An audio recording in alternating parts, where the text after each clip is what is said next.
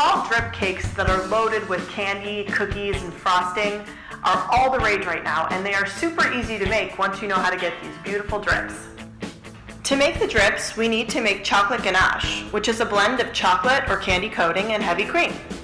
The ratios are different for dark chocolate, white chocolate, and candy coating. Heat the cream until it's just below boiling, and roughly chop your candy or chocolate so it melts a little more quickly and evenly. Add the warm cream to your chocolate and stir it until everything is very smooth and well combined. If you have any lumps of unmelted chocolate left, heat it for just a few seconds over a low flame or in the microwave, but stir it often. Be careful because it can burn very easily. Working on a cold cake will help slow down the warm ganache as it rolls down the side of the cake. Using a squeeze bottle or a spoon, pour a small drip of ganache down the side of the cake. If it doesn't run far enough, heat your ganache slightly to make it more fluid. If it runs too far, let the ganache cool and firm up a bit before continuing.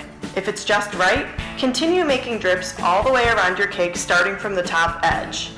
If you're comfortable using a squeeze bottle, this is really the easiest way to get very fine drips. Varying the lengths of your drips looks dramatic and delicious.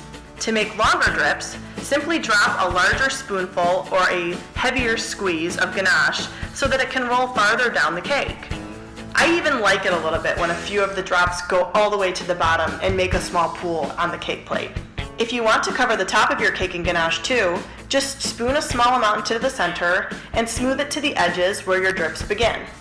Now go to town on toppings. Candy, cookies, extra frosting, sprinkles. Add anything you'd like to your drip cake. Now that's a party cake! Now it's your turn. Show us your drip cakes by tagging us on Instagram and Facebook to share the baking love.